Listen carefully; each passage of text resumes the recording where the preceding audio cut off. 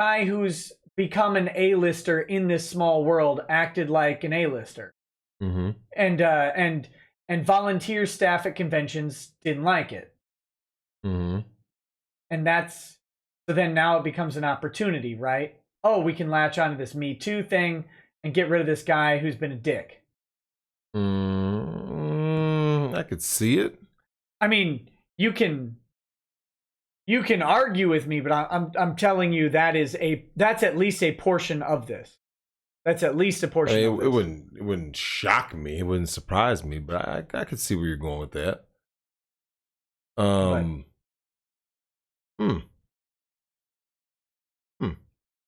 Maybe. I mean, obviously, we won't know anything till it fully comes out. You know, so what is this guy doing? You know, what really happened? Because there's always going to be that sense of where. Have you ever kissed a girl and she said, "No, I'm not into that"? That ever happened to you? I mean, this is a humble brag opportunity, but not that I know of. I not off the top of my head, no. Do you know guys who that's happened to? Well. So like let's say guy invites a girl back to a room or a house for some Netflix and chill. Yep. He goes to make the move and she's like, whoa, I thought we were just hanging out. Correct. That does happen. Is that sexual assault? Assault, no. And I will say this, when it comes to all these terms, I think that male or female, you have to allow someone the opportunity to know that they have stepped out of line, right? Like you know, it's kind of like, don't go, like you shouldn't, if you're out there at a job, you shouldn't run to HR because someone said or did something. You should check the person first. Just tell yourself, hey, look, what you just did right there, I didn't like that. And there you go. Like, you know what I'm saying? Like just check it and let them know. And then if they continue to do it, now you go to HR. Now it becomes an issue. But up until then, no. I'm not even talking about at work. No, that's what I'm saying. Like just the basic idea of like, give the person the opportunity to correct their behavior. Right. You see what I'm saying? Like, so in Vic's case, like, it doesn't matter whose case it is, whether it's Vic, whether it's whoever. You have to be given the opportunity to correct your behavior. Just all it takes is a simple like, hey, I didn't appreciate this, or this made me feel this way. This makes me feel intimidated, threatened, whatever the case may be. Like, give a person the chance to correct. Yeah, here we go. Are you ready? Now, unfortunately, I don't have.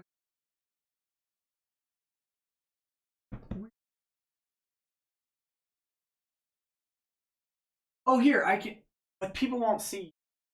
Well, we're gonna just do it.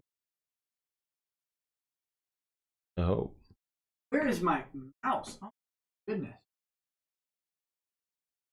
I'm trying to do this in like the hardest way. Uncertainty, I will be your solid ground. I will hold the balance if you can't look down. Hi, I'm Sarah McLaughlin. Please say you'll be the answer for an innocent chair who is suffering right now, and a chair who needs your help.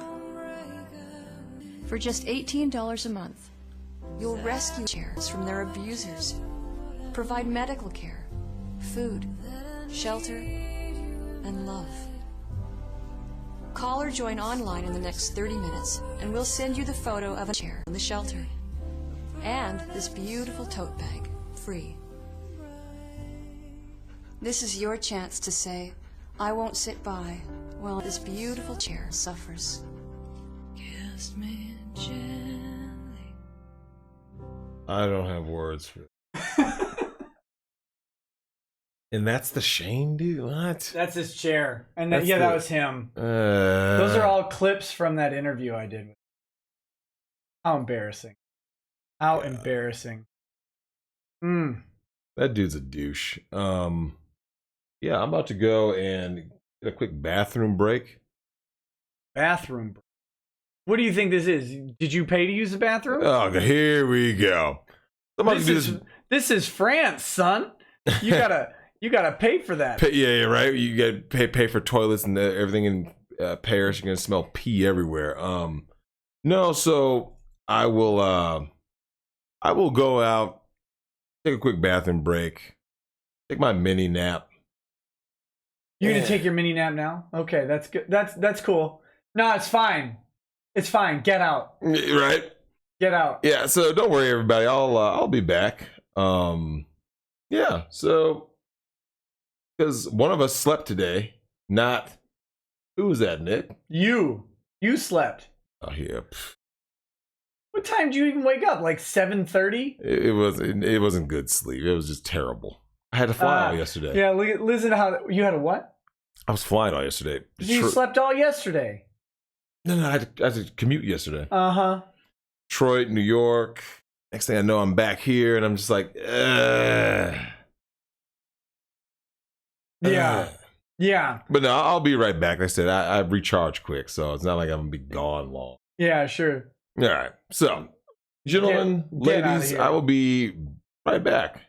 And for redose, no, I'm not actually a lawyer. That question's. Oh yeah, no, he is not a lawyer, ladies and gentlemen. Hashtag not a lawyer. And let's see, just a second here. Oh my god. Set your alarm. Oh yeah, you're gonna come back. We're about an hour away from Ty joining us. That'll be interesting. Whoop. I'm gonna switch over to. Yeah, you can get out of here. Fine. You're fine. I'm gonna switch over to a different view so there's not just an empty chair there.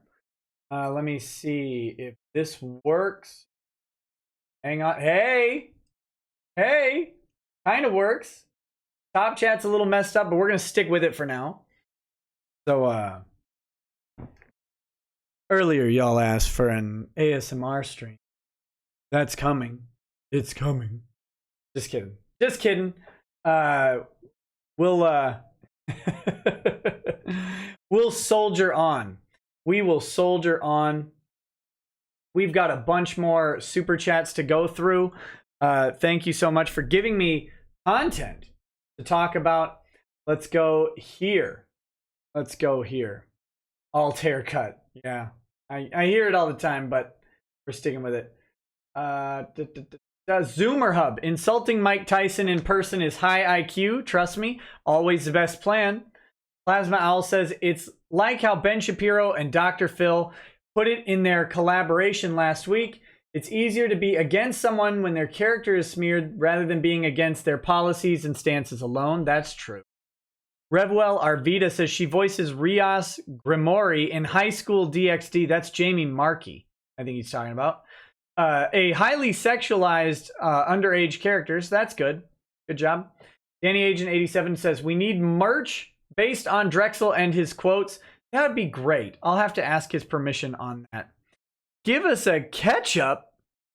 Give us a ketchup. There is no ketchup. This stream is all over the place. There is no ketchup. There are men left behind. That's just how it's going to be. I apologize. Narcticon DM says Fedora neckbeard intensifies. Woodman Gaming says, hey, Nick, is this your buddy that they say you're racist towards? Yes. The most racist towards Drexel. He stole my heart. Or whatever racist joke you want. There you go. Angel of Death is hiding says, the one you are talking about is referred to transgenders in transgender communities. There you go. I don't know what that was. That was so long ago. I apologize. According to James says, Nick, congrats on the 50K. Here's some well-deserved coin, my friend. Thank you. Keep up the great work. Can't wait to see where the channel goes next. Cheers from Colorado. Cheers back to you, buddy. Where the channel goes next.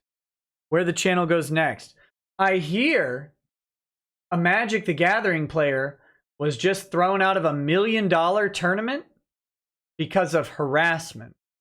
That's interesting. Very interesting. Happy Hobbit says, you have to say science vagina now. There you go. Science vagina. Narcticon DM says, we all look the same from the butt side. Woodman Gaming says, from a friend. She says she's tired of the pandering towards women, saying they should feel bad if they are girly or have a good figure because it's an affront to women who are plus size. No, ladies out there, don't ever be ashamed for looking better than the lady next to you. Don't ever be ashamed for looking better than the lady next to you. Doesn't always mean you're skinnier. There's that one, Eugenia Cooley or whatever. That chick was too skinny. What is a good figure is subjective to different people. Don't ever feel ashamed of looking better than the person next to you. That's insane. That's insane. And I'm not talking about the quartering. I'm not talking about the quartering about the guy who got thrown out of the Magic the Gathering tournament. Is a different person. Person. I don't know the details. Someone sent me the story with the headline, and I'll probably be talking about it soon. Oh, I should send, let me send Josh a invitation to the chat. Hold on.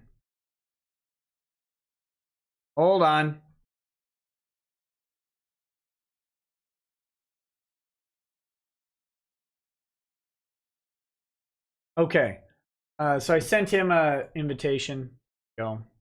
Sorry about that. Let's. Daniel Velez says, ladies and gentlemen, soys and whammon, lay down your arms and let us take a moment of silence for Shane's chair, the real hero who needs to be remembered, the one who suffered the most. Rest now, soldier, R.I.P. Blue Samurai Zero says, according to one of my instructors from California, there were two major BJJ types in the Gracie family, dark and light. In Brazil, dark type used to go to bars, start fights as a means of sparring after practice. Hey, Drexel, non-black churches have turned bad too. There you go. I think he knows that. Vertistrom says, hey man, Q is looking a lot thinner tonight. Oh, thank you for the giant donation, Vertistrom. Seriously though, who would go after an open-faced Oreo? What's the point of having two black friends if you don't dual wield them? Glad Drexel is here to tank the hours with you. Keep being a Giga Chad. Actually, I think Q might be joining later in the stream. I don't know if that's true or not. That was kind of part of the plan, but we'll see. I'll have to send him a message in a little bit. Law of Cinema says SMH incels be giving vol cells a bad name. Shiv Knight says, love your stream. Why do you think everyone hates the kill stream or the Ralph retort stream? No BS, honest opinion from you. Well, I don't know that everybody hates the kill stream or the Ralph retort stream. I know they're going through some weird stuff. I mean, I think people got tired of the drama and the gay ops. Like, gay ops get really, really tiring. People having actual beef with each other, it gets tiring. I don't know if that's the reason or not, but man, I have to think it is. Hey, Dick. What's up, buddy? I see you. Are you there? Where are we? Dick, if you're there, I can't hear you at all, man. Just a second. Wait. Are you down here? Are you in my headphones? No. Oh, I heard something.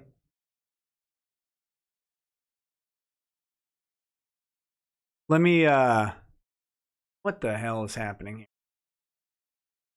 Let's play this through here. Save? Does that work? Anyway, Dick is apparently on the line, but we're having, I don't know if he's having technical difficulty. Probably me. Probably me.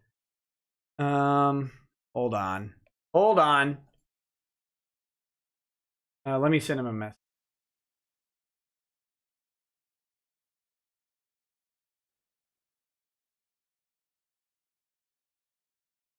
Mm.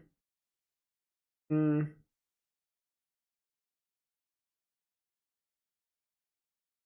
Let's see. We'll work this out in real time, y'all. We'll work this out in real time. I do we'll see. I don't know how to fix the audio. I wonder if it's the Hangout session might have crapped out.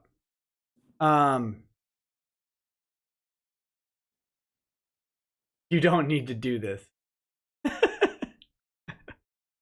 Hey, oh, it's probably you. Okay, let me know. If I have to restart the Hangout session, I'll send you a fresh link. Just let me know. You should be coming through my speakers, which will probably be a different disaster. So we'll see. I'll go on while you work on that. Oh yeah, but I think it's just the gay ops and stuff on the kill stream that are pissing people off. I don't know though. I don't know. Next is Woodman Gaming. Rekieta Law. Go drive a lorry and clean toilets, you filthy Polak. Check. Hey, I hear you. Oh, there you are. Hey, buddy, welcome to it. Hey, man.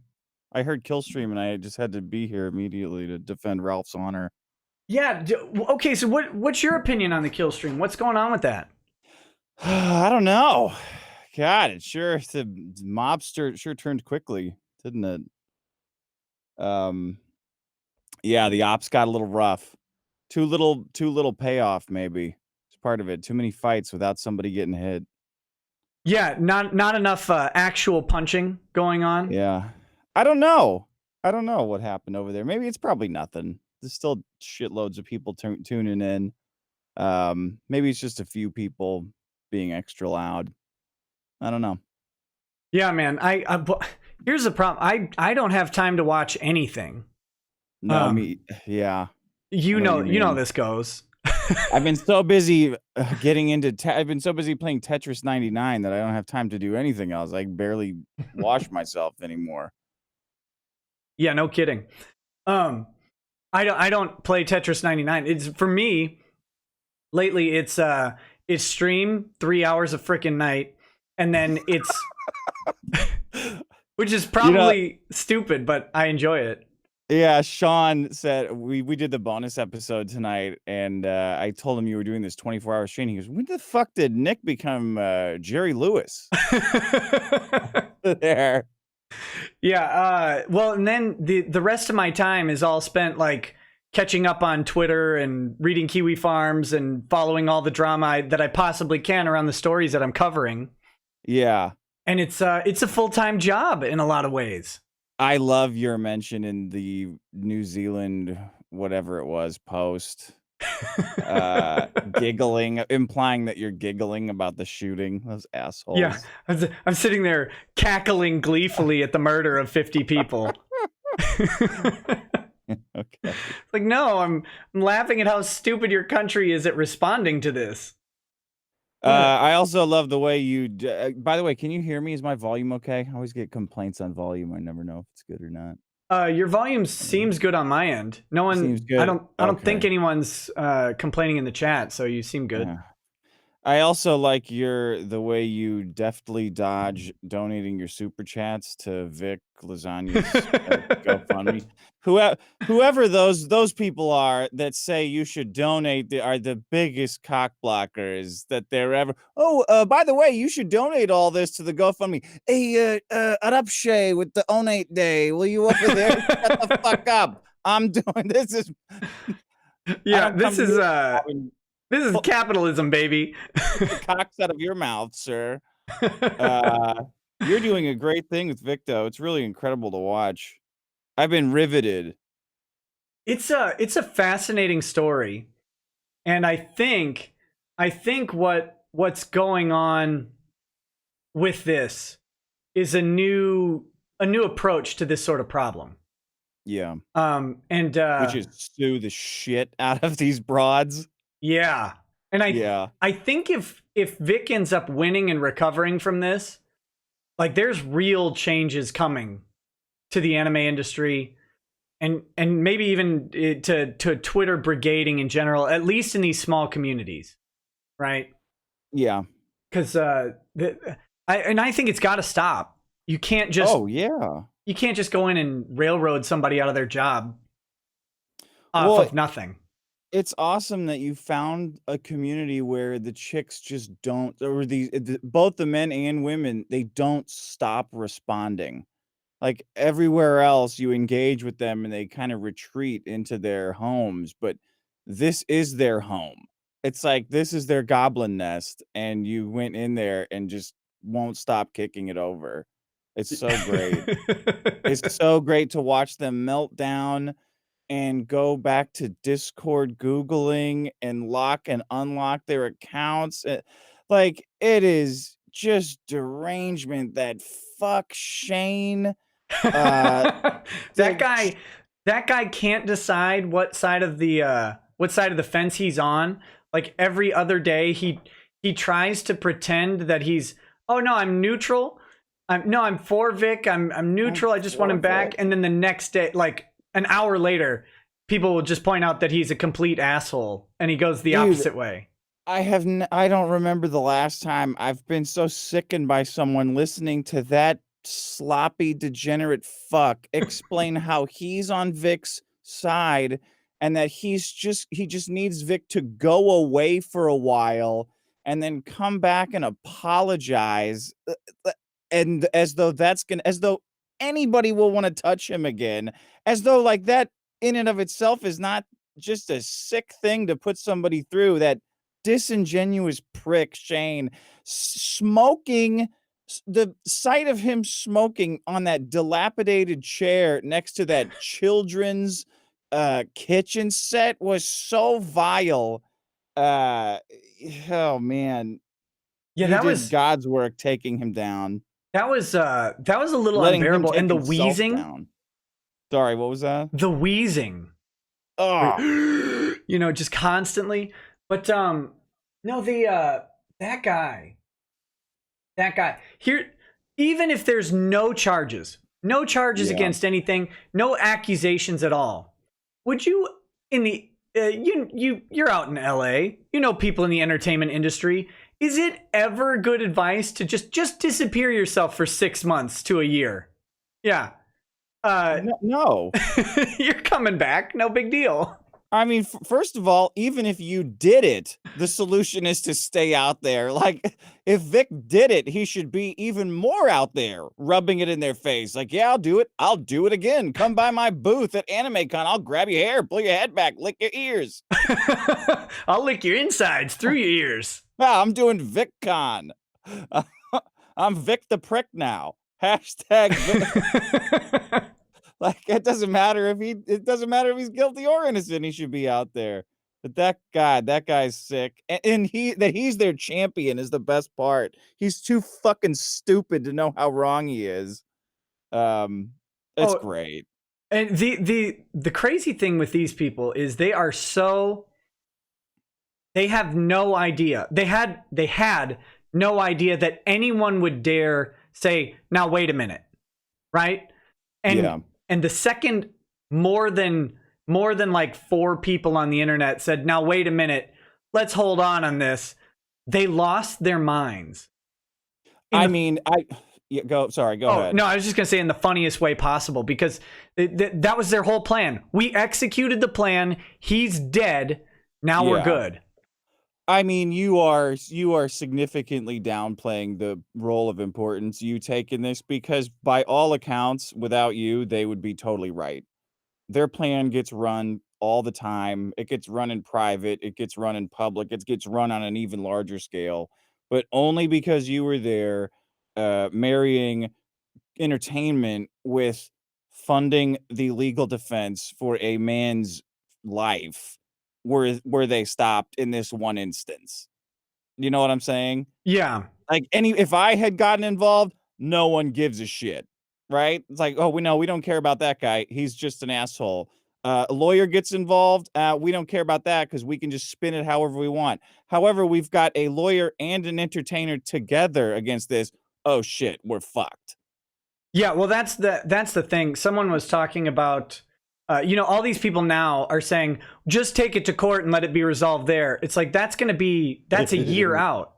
Yeah. to me, his career lives and dies on social media over the next year. Yeah. No one has time to wait.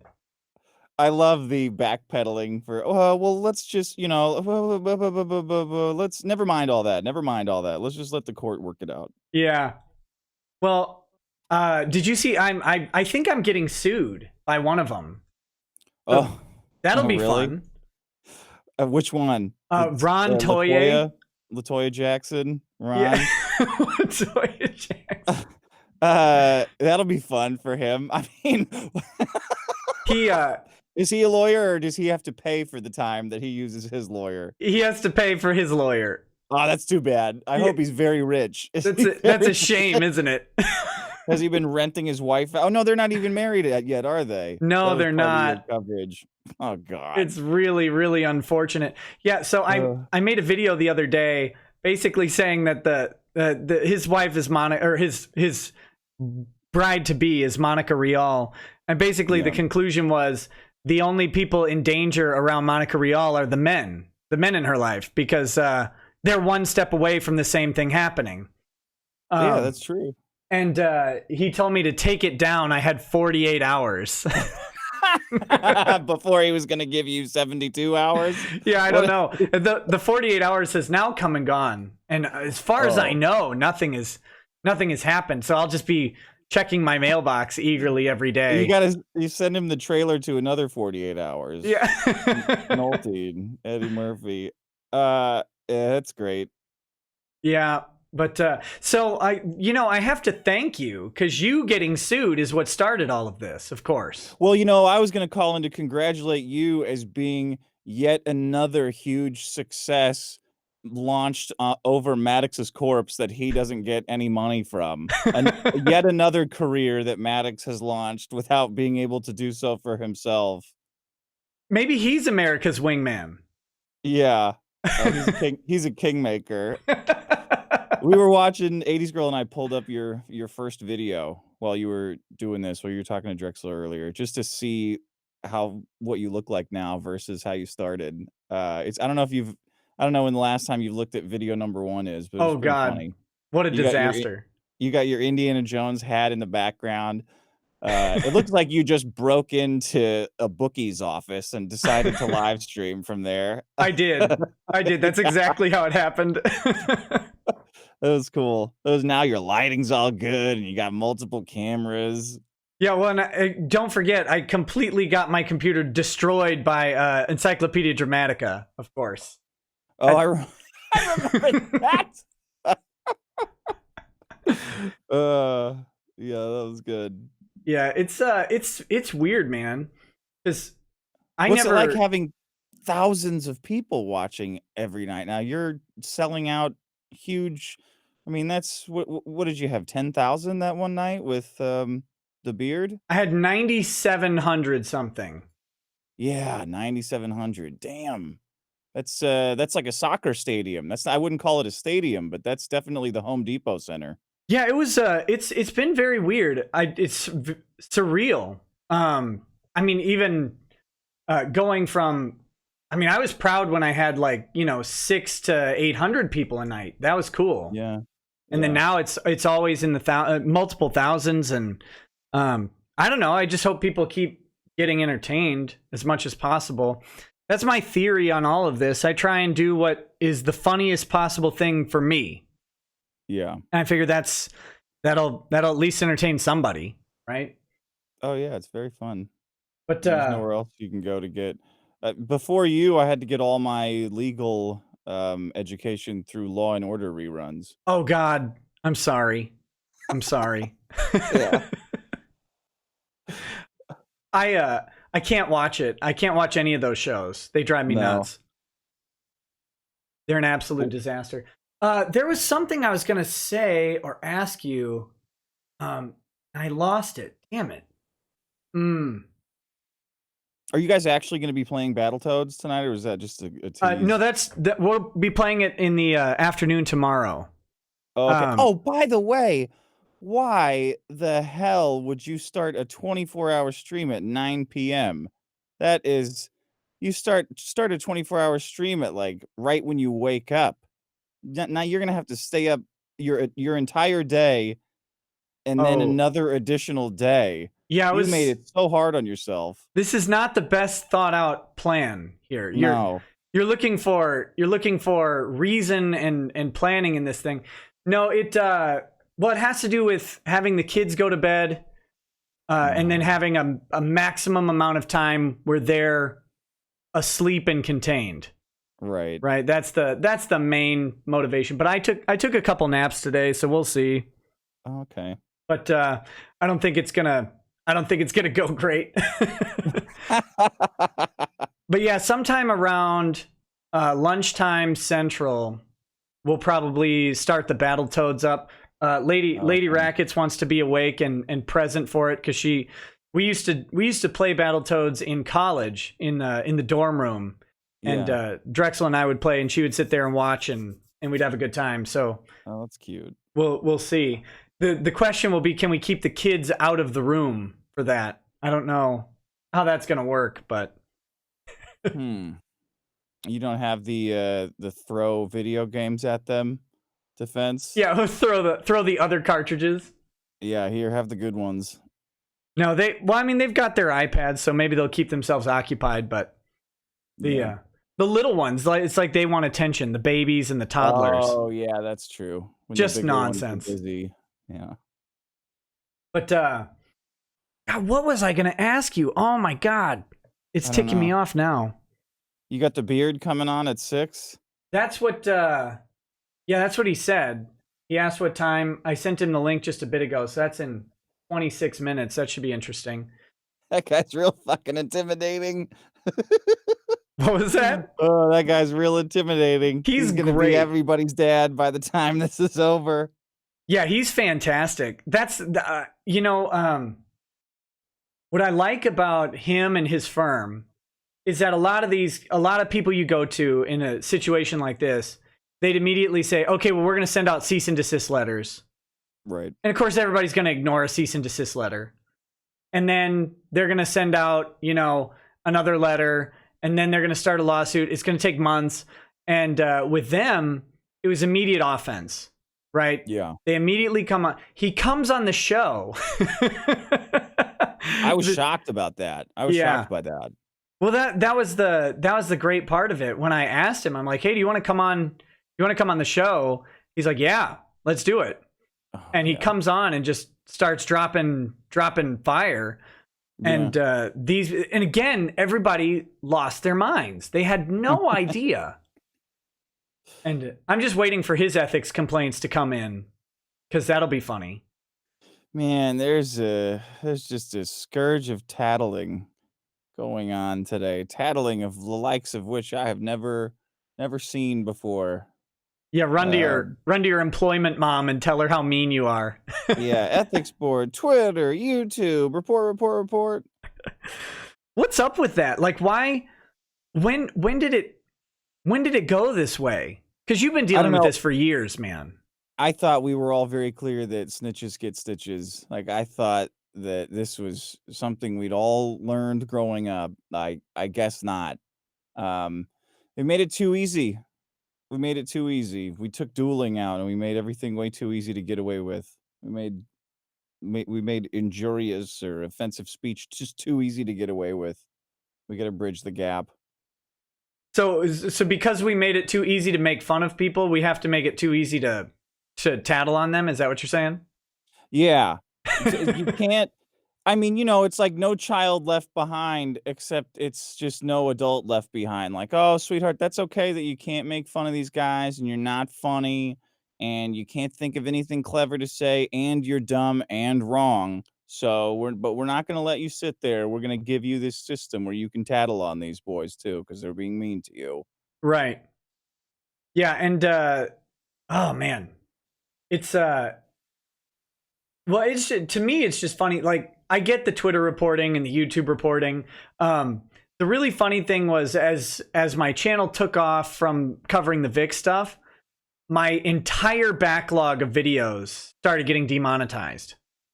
Oh yeah. Because which it didn't really matter because most of them didn't have many views or whatever.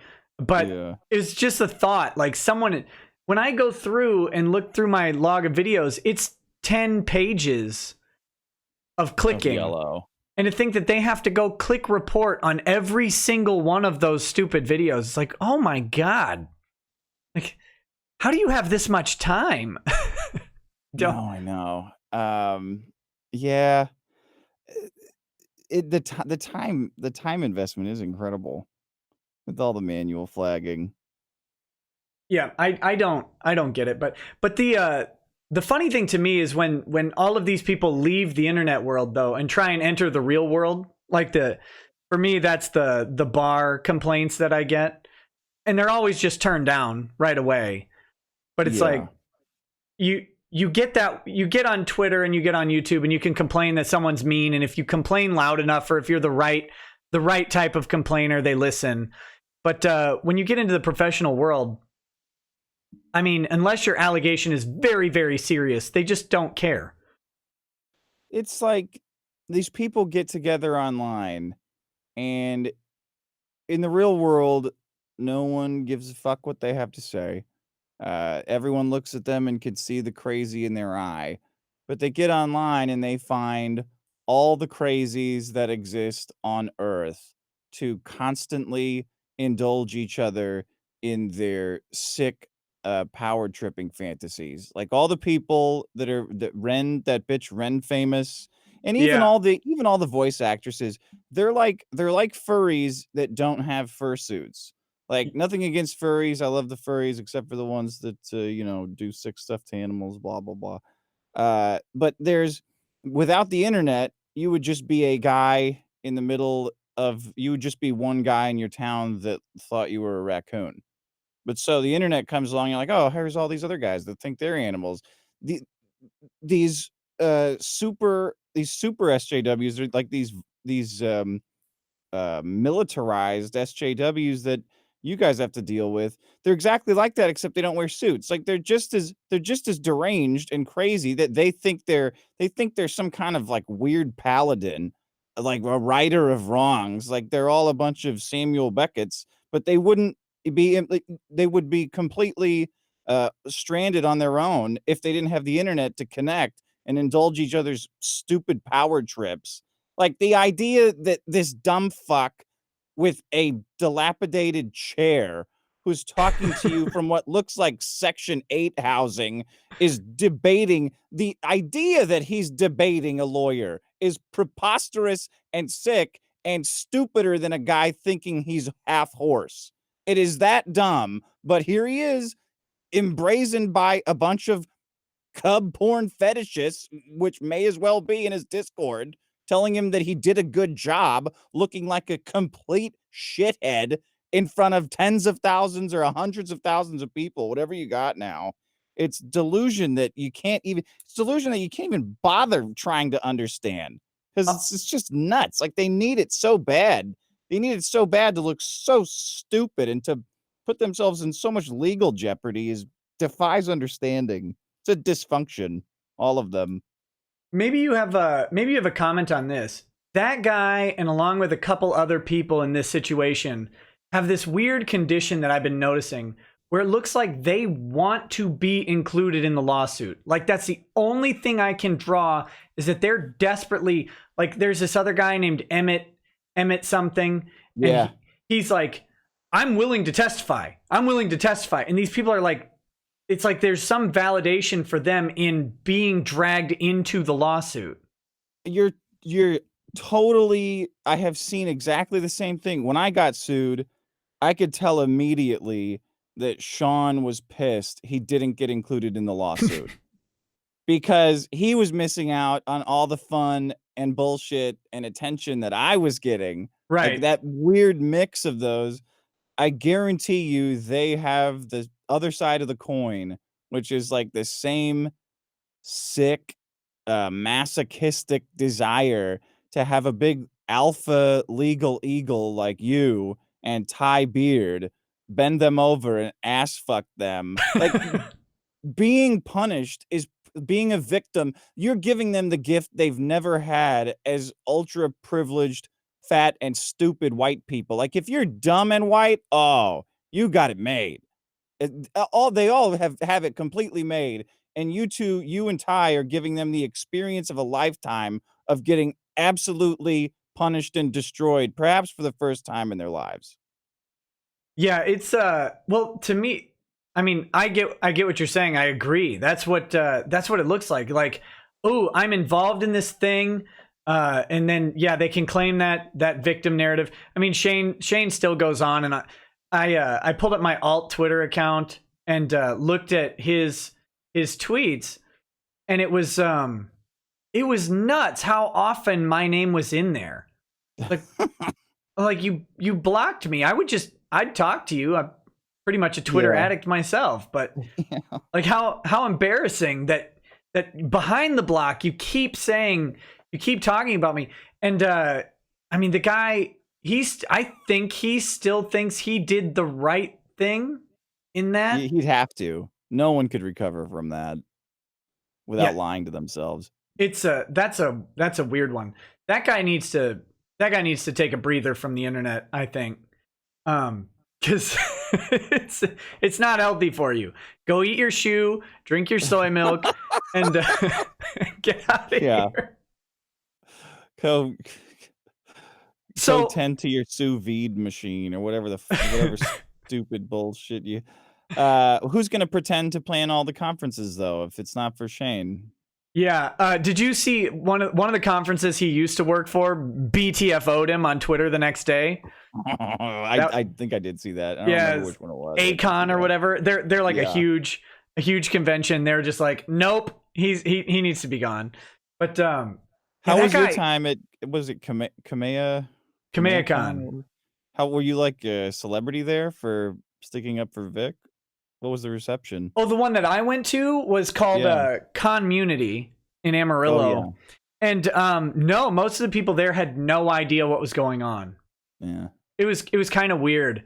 But you know, there were a couple people there that knew me either through your show or through, you know, my show as they've been following along. And then a couple people kind of knew the situation. I got a good reception. I didn't get any bad stuff. Yeah. So that was good, I guess. Someone could have mugged me or something. But that would have been unfortunate. But no, I wish I could go to the KamehaCon one. Have you been following what happened with that one? No, not really. I only I see what you're doing. Right. I don't watch everyone. Well, I don't blame you. It's a lot to follow. Yeah. So they re-invite Vic back to this convention. And then, of course, Monica, Rial, and a couple other voice actors all are like, well, we don't feel safe anymore, so we're not going. And then they've now replaced them with more voice actors than have left. Oh, that's nice. Yeah, and characters that people care about more, I think, and are more important characters to the recent Dragon Ball stuff. And then some legacy voices from the original stuff that are kind of fan favorites. But sounds like a very special con. You wouldn't want to miss it. I know. Sounds like it would boost everybody's career who's involved in it. It's funny because the con sounds better now than it was a month ago. Yeah. And now they're talking about doing their own signing at a separate event nearby. I hope they do it. That will be sad. The pictures from that will be so sad. It would be like the Kilroy pictures. Did you ever see any of those? Yeah, with like two people in the crowd. Yeah, that fun-sucking free speech conference they put on. Yeah. Or like that picture of that wrestler who's waiting for autographs and waiting to give autographs and nobody's giving it. I've seen that meme floating around. It'll be pathetic. It'll be organized by the stupidest people on the internet according to these arguments they get in. Like nobody who knows what they're doing is going to organize a boycott signing for Monica Rial. It'll be great. Yeah, it'll be pathetic. It's just if you have a ticket to KamehaCon, it's free. You have to pay for your autographs still, but it's free to get to their alternative signing. It's just a short Uber ride away. It's just Like Wow.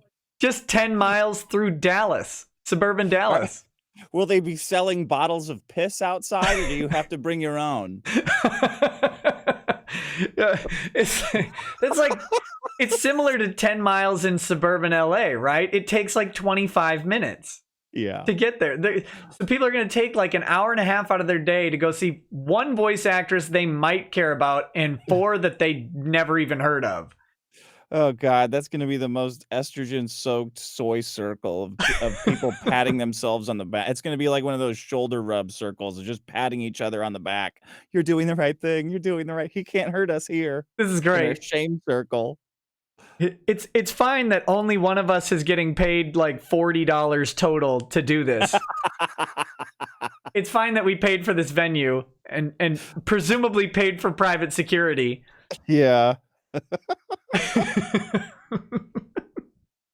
It's probably easy to get a venue in Dallas in in 3 weeks, right? Well, I've gotten a venue in Dallas. It's going to cost them. I mean, I don't, unless they're planning to just sit outside of a Starbucks. They could just find an overpass, hang out under Yeah, there. there's plenty of those. They could, yeah, there's plenty of those. Yeah, good fucking luck. Oh, hey, I remembered what I was going to ask you. Oh yeah. You got the Dr. Phil terrorist. Oh, you like that guy? What? No, did What a he call peaceful in word. yet, or is that coming up this weekend? I don't know, man. He's such a little prick. For everybody who doesn't know, I was on Dr. Phil. I was on Dr. Phil in character for writing the website menarbetterthanwomen.com. As Dick Masterson, what, 10 years ago? Yeah, 11 years ago. And you know what? I was looking through the documents from that case, and it made me think of you because the reason that I was on Dr. Phil for 4 episodes in the House of Judgment, 1 in the studio, and then 3 in the House of Judgment, pretending to be this like world-class jackass who only wore aviators and had a giant mustache and hated women. And God, it's great. It's great. I mean, the chick at the end. Holy cats! Or well, I In don't the know. studio? The one where you're in the woman who says to the guy who hates women, and you got the treadmill line in. Oh yeah. Whew. Yeah. I didn't hear you, but it was probably something stupid. Sure you didn't. Yeah. And then I don't know if they left this in the final video, but Dr. Phil mutters as he's pulling the mic away, I'm glad you didn't hear it. Yeah. Okay. You fucking asshole. Is that you just like that all the time? You're always enabling these pigs. So this guy in the house, one of the things that they subjected us to, because the women are insane. They all have B cluster personality. Like they're all crazy. They're just all nuts. Yeah. They hate everybody and everything. One woman was ultra conservative and hated men. They made us fill out this questionnaire before we went into the house that I could see that was obviously a scam before you fill it out, because it asks questions like, who in your family do you have the biggest problem with? What's your biggest fear? Would you be afraid of this? What's a list of 5 people you would hate to have dinner with? So what do you know? We have dinner one night and they invite a nudist over who I guess 2 of the women said of course they're idiots. They're attention whores. So they filled out paragraphs of information about themselves, of their biggest fears and who they would hate to have dinner with. All of them have nudists. So they invite this big fat nudist over. He shows up with a cake or something covering his genitals when he enters, and they lose their minds. They threaten to walk, and they need to talk to Dr. Phil right now.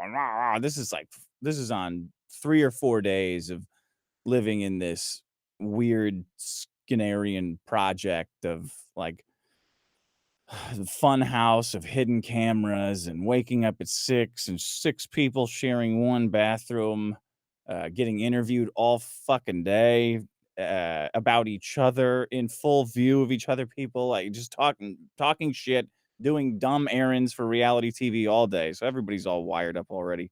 They threatened to leave, called Dr. Phil. It's a big fiasco. The nudist got kicked out, and me and the other guy in the house spent the whole night drinking outside. Anyway. You're just hanging out with a fat naked dude drinking? No, I hung out with the atheist. There was a guy on there who was he was just like a regular dude. I don't even know why he was on the show. I think he was trying to promote his like murder oddities shop Oh, in okay. Nevada, or maybe he was just trying to make a statement. I don't know. He was a cool guy. I guess as cool as you can be on the Dr. Phil show, which I guess is the same for me. But he show's done, show wraps, it goes on TV, and at the time I'm thinking, oh cool, now it'll be out forever. Like this is always going to be syndicated. I'll always be able, Dr. Phil plays in 60 countries or something like that. I'll always be able to get these episodes. Come to find out that two of the women in the house sued CBS for unlawfully for frauding them, like leading them to believe they would get personal time with Dr. Phil, humiliating them, like all these things that you would take for granted for going on a reality show like this. But for some reason, the lawsuit didn't get dismissed, and CBS either got ruled against them or they made a settlement where they promised to nuke all the episodes, never show them again, pull them out of syndication, not sell them, like they'd never see the light of day again.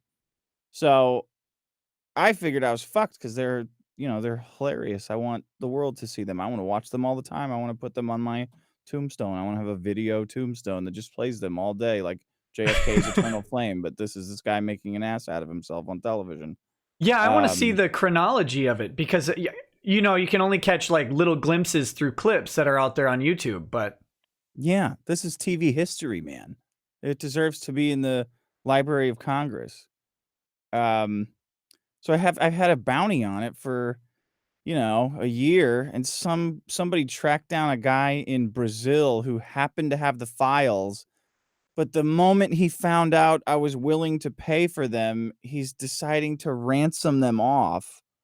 Like he won't give them to me until I give him the money, which sounds like the stupidest thing in the world for me, because I don't know this idiot. I don't know if the files are real. He still won't. He still refuses to. He's being a huge prick about it. yeah, didn't you offer to pay him like $1,000? Yeah. $1,000 for files that you've had on your computer for 10 years that were worthless yesterday. Give you $1,000, just send them to me. And he goes, no, I want the money first. Like, yeah, buddy, but don't you understand that he said, I want the money in a week or I'm deleting them. Like, all right, these were worthless to you 2 days ago. What is wrong? What is the matter with you? That's where we're at right now. Yeah, so you're at like an impasse because how do you get him the money while ensuring that you get the files? Can't do it. Yeah, there's not like an escrow. No. He won't use escrow. He needs the money up front right now. His reason being that money would mean a lot to him. Like you're just making it worse. Yeah, that's weird because like all he had to do, he could have had the money a week ago. Yeah, then we'd be fine. I run into cases like this. I had one where we had is this weird truck purchase and a bunch of stuff went wrong. And basically, my client ended up owning a truck free and clear, although technically they still owed like over 20 grand on the truck. And the car dealership wanted the full balance right now, like to settle the thing. And I said, well, I mean, my client will just pay you like the loan was still going. Yeah. But he's not going to give you the full balance right now because that's why you get a loan for a car in the first place, because you typically can't pay the full balance straight out. Yeah. And they're like, no, we want this. It's like, you realize if we go to court, it's going to be 8 months or a year. Even if you win, then you're just going to have a piece of paper that says you get the money. Then you're going to have to collect on that judgment. And you're maybe going to get less per month because you're trying to enforce a judgment than if you would just take the settlement of paying now. And so we argued about this thing for like a year and ultimately settled on, oh, we'll just continue the loan. Oh. Like, what? Let me speak to your supervisor for what you've done here today. Right. And it's like, if you could have had money a year ago. You could have been getting the same money, but no, you had to push it back and push it back. So same with this guy down in Brazil. It's like, well, you could have had your $1,000 a week ago, 2 weeks ago, whatever, if you just send the files. Everyone was calling me an idiot for not paying right away, but then when his first response was pay me in a week or I delete them, now half of the people want me to just burn the money out of spite instead of giving it to him. Like he made himself an enemy overnight. It's so funny to see. The tapes were so important, but now it's just like, no, I'm Prince. Fuck him. And I'm thinking it'll come to that. Like I'm thinking that he will keep dicking around, and I will have to lower the money. I'll have to start lowering it until he sends them. Which, do you think he actually has them? Yes, I do. Okay, that's the funniest thing because ostensibly he's a fan. Like he kept these and made a clip of them to put on YouTube because he enjoyed it. So like, what are you doing to me, man? That's weird. This is my home run breaking ball, and you won't even sell it to me, you son of a bitch. Yeah, that people are baffling. They and when you have irrational people where you can't, because that's what I try and do, right? Find out what people are after. Yeah. And then try to give them that to get what I want. Yeah. When you can't figure out what someone's after, that's the weirdest thing on earth. Like it should just be this guy's after $1,000, but there's something else there. It's like never having to have made any kind of deal before, like thinking that you're playing business, like, oh, this is what a business person would do. I get it right now, or else I delete the files. Like, no, you're just being an idiot. That's not. Yeah. You don't need to pretend to be business. Just think about what you probably should do. Ask your parents, maybe give your dad a call and see what he thinks you should do. Probably not what you said you were going to do. Imagine if you went into a convenience store and it's like, you know what, if you don't buy that Coke right now, I'm gonna pour it out. Pour it out. We're just gonna pour them on the street. Getting awfully hot in here. You want that second Coke? I'm gonna pour that one out too. You have 5 minutes. What an idiot. Oh my goodness. So you've got Road Rage Melbourne, right? Yeah, and Sydney. And Sydney, man. That's awesome. I wish I could go to that. I've never been to the Down Under. Neither have we. It's gonna be really fucking cool. We've had to delay it for a while because wanted to do it while 80s Girls on spring break. Right. But I'm really excited about it. It's Sean's girlfriend has a list a mile long of stuff to do. Is she some sort of Australian expert? And she's just a planner. Oh, okay. Which is is not familiar to me. So it's great and it's interesting. I haven't felt like I've had homework since I was in high school, reading all the itineraries that she's put together. But it looks awesome. That's how my my family takes family vacations. Like my parents will. You do this too, you know, to get the siblings all together and go somewhere. And my mom is like that. So my mom and dad will go somewhere and then they'll really enjoy it. And so then they'll be like, okay, we're going to bring you guys out there next year. And then we go and they're like, oh, you have to go do this and this and this and this that we did. It's like, well, How about I just go to the beach and not do that? Yeah, that sounds like every day I got to do a bunch of stuff. I'm not doing that. I'm just gonna sit here. Yeah, it's that's one thing that I don't do well with planning vacations. For me, No. the only planning I do is when I get there, I just try and find the best local food I can. Yeah, I try to find the most closest bar that I can. It's gonna be great. I think a secret chapter of Proud Boys is gonna take us out in Melbourne, so that should be good. Oh, I'm stupid. I sent Ty the wrong link. Oh no. Let me send him the right one. I think I sent him like the YouTube chat link. That's what happens when you've been doing this for like 8 hours now. 7 hours. Here we go. I think. Oh my goodness. Oh, is it pie time already? Oh yeah, I guess it is 6 over Yeah, there, huh? 6 o'clock Central. Wowzers. Should be interesting. Did you have any questions for the beard? Oh God. I don't think so. It's too much.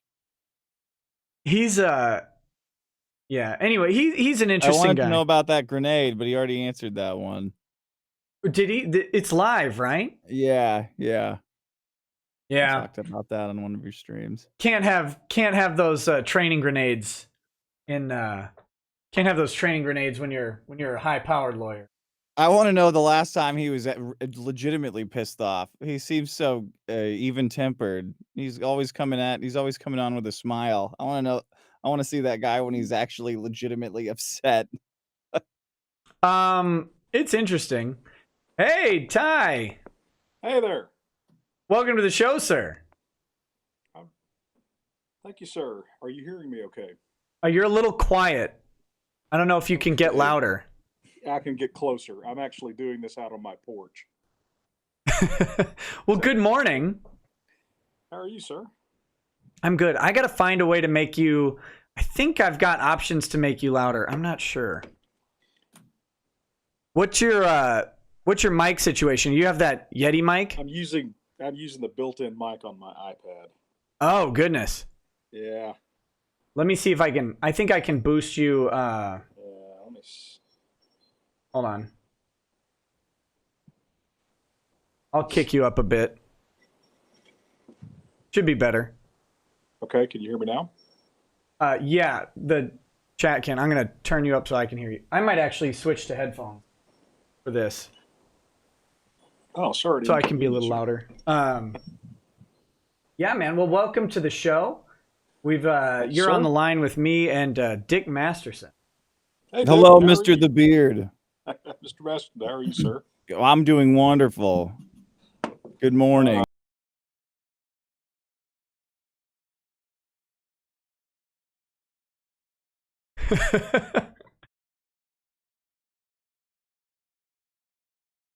So, Ty, Dick is the reason, sort of, the impetus for my show. I've told you about his lawsuit a couple times. He's the guy who was sued for somewhere between $20 and $400 million. We actually don't know what the amount was because the lawsuit is so poorly written.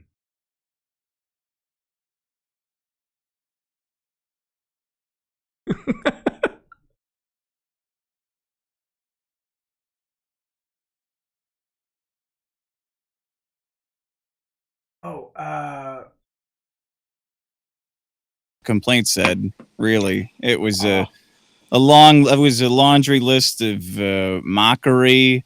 I made fun of someone so hard that they legally cried and menstruated onto a lawsuit, and then that was what was submitted to court. I got sued for the stupidest stuff in the world, photoshopping a billboard, calling a guy a cuck. At this point, I don't even know what I got sued for. Just making fun of a guy. Yeah, Fun of a guy so much that he went and told the principal, who is the Supreme Court of New York. Yeah, I heard you a little earlier talk about the tattletales and the snitches. Yeah, it's like all of the tattletales from grade school have grown up and become social justice warriors. Yeah, Ty. One of the things he mentioned there, and I want to switch the view so that you are on screen, but I worry that if I do that, because people need to see Ty in the morning. I think. Is that a breakfast cigar that you've got? I thought I saw you with a cigar when you popped on, but then I thought I might have hallucinated it because it didn't appear again. But there it is. Yeah, it's a weekend indulgence I allow myself. A little coffee, a little cigar. So, Wow. So yeah, the good Lord. One of the things that Dick mentioned, Ty, which I think bears repeating, is that one of the things he was sued for was a Photoshop contest of a billboard that was not actually purchased. Like, people had, they photoshopped a hypothetical billboard near this guy's house, but he didn't actually. No one actually bought the billboard. It was just a virtual. Right, and that was harassment. Apparently, that was harassment. Was the virtual billboard. So that's the caliber that we're at of this person's problems. It was gosh, he's a walking disaster. Yeah. Sounds like a pretty wretched individual. Yeah. And of course, Ty, have you ever had a judge have to read the word cuck like 15 times in a hearing? No, and my life, it won't be complete until I can actually make that happen. The judge transcripts are my favorite part of that case. Even after the ridiculous lawsuits and the back and forth, the judge sitting there calling the lawsuit fake news. Right at the offset, like, oh boy, I don't know, that doesn't bode well for you guys. Yeah, that's that moment where, like, Landau and Maddox is like, it should have done the freeze frame. It's like, and it's at this point they realized they fucked up. The big record scratch. Yeah. So did you actually have to define cuck for the court? You know what's crazy? Weber Shandwick. So I got sued. My company that had nothing to do with it got sued, like a marketing company that I started like 5 years ago. This guy named Asterios, who similarly harassed the plaintiff by making fun of him. His employer got sued for no reason. Weber Shandwick, this gigantic billion-dollar PR company. Weber Shandwick, the PR company, defined cuck as someone who is unwilling to exert strength, which is the greatest. Like, until I read it in their counterclaim, I was like, this is the greatest definition of cuck that I have ever read. Yeah, that's a case for the ages, actually. Every now and then you get those. I'll send you the documents because it's a Sunday read worth everything. My favorite moment in that whole lawsuit is when so Maddox and his lawyer filed a motion early on to try and enjoin the entire earth from mentioning Maddox. That's right. And as a supporting appendix, court of the world enjoins you all. Yeah, as a supporting appendix, they compiled 50 pages of insults. And so, can you imagine? Oh, wow, send that to me. You might be able to use some of those. Yeah. So the lawyer and Maddox have to go through and find Dick's fans' greatest hits, compile them, and just give them to us. So once the Dick Show listeners found out that was happening, they then started competing to see who could get in the next filing. It was great.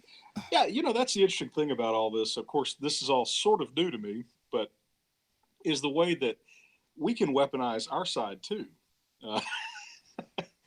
And I think a lot of times these folks don't seem to think that through. Yeah. Yeah. contest. That's glorious. If you wanna fight the fight in public, okay. Here's the problem is we're funnier. Yeah. Ridiculing pretentious, precious people is something that everyone should do. It's because they'll take abuse, because they get to say, well, I'm a victim, But when you just make fun of them, pointing and laughing, I think that's much more effective. Well, yeah, I want to see that suit. That sounds like one for the ages. It's great. And when you realize that one of the claims is that they created, Asterios, the other guy, the only guy still in the suit, because he was the only party that was sued in anything close to a proper venue. He recorded an album in 24 hours as a joke called Cuxmas Carols. And it was Christmas carols rewritten with the word cuck. It's a very deep joke. And he records this thing in 24 hours. It charts on Billboard because of how fast it sold on iTunes. Oh my God. Well, it was specifically a Christmas album calling the guy Maddox a cuck in every song. Just Right. over and over and over. Little cuckold boy where it was just cuck, cuck, cuck, cuck, cuck, cuck. Maddox is a cuck to middies. Oh goodness. And so that's all entered in as evidence, of course, in this case. And they put together like a T chart with the different, like all of the mentions of cuck in each track. Oh goodness. It's oh my Did gosh. somebody pay his lawyer, or was it a contingency fee arrangement? Were you able to tell? Well, it's weird. We don't know specifically. I have to imagine that he took a retainer and he sued all these companies. Like he sued Weber Shandwick, he sued Patreon, he sued Dick's company. And I think he probably took a decent sized retainer and then was going on a contingent fee, thinking he'd get some quick settlements from the big boys. Yeah. People often think that, and that never happens. No. The big boys don't write checks just gratuitously and say, "Ooh, well, they're too small to mess with. We'll just write their lawyer a check." It really doesn't work that way. Right. I would imagine that their lawyers would advise them not to do that, just for the only reason that then they don't get paid. Like, let's fight. Yeah, there's that, and there's just the fact that if you do it once, Yeah. you're going to start getting shaken down by every lunatic out there. I don't think I've ever had a case where either side just did a nuisance settlement like that. I've just never come up. I've heard of it once. One of my relatives works for an industrial company, and basically they get patent or IP trolls out there. And from what I hear, if the case is far enough away, the cost of sending their lawyers tends to be more than what they would pay in settlement. Yeah, and that's a little different area. You're not really admitting to a wrongful act or anything. You're just making a business decision. Right. I can see that. But that's the only time I've heard of it. Otherwise, you can't admit to wrongdoing. They'll hammer you for it over and over again, of course. Yeah. Sued for a virtual billboard. That's remarkable. Oh, and it's still going. The sanctions. Really? Yeah. There's a sanctions motion filed against Maddox, the plaintiff, and his lawyer, because in the original complaint, Maddox, there was an email from a woman claiming to be a reporter sent to one of the defendant's boss saying that she was writing an article for Condé Nast about trolling and online bullying, and to get and she wanted a statement from his bosses, from his company, Weber Shandwick. It turned out the next round of files or whatever, Maddox admitted that he was Heather S. He pretended to be a woman. He pretended, and it wasn't just like a one-off email. Like, he built this fake like signature and is really in the he submitted his own email as a woman that none of us would have ever had access to if he hadn't just handed it over for no reason. Like, it proved absolutely nothing except that he's a transvestite online. It didn't. It was. They had the no. irony is remarkable. He was literally trying to prove. This is the crazy thing. He was literally trying to prove that the harassment was so bad that journalists had taken interest in the harassment, and yet they hadn't because it was just him. And he admitted it for no reason. Yeah, he could have never said anything about it. Even after the initial complaint, he had no reason to admit it. I mean, we all kind of suspected that was going on, or that it was maybe his girlfriend. But then because he misspelled Condé Nast. Yeah, he misspelled the employer. Good job. But then he comes out in an affidavit and admits to it. So he admits to perjuring himself in the complaint, and then he admits to criminal impersonation in New York. Which is because it's shockingly illegal to impersonate a journalist to try and cause harm to someone else. They don't like that. Well, how does CNN get away with it then? No. Yeah. I don't know, but they must not be in New York State.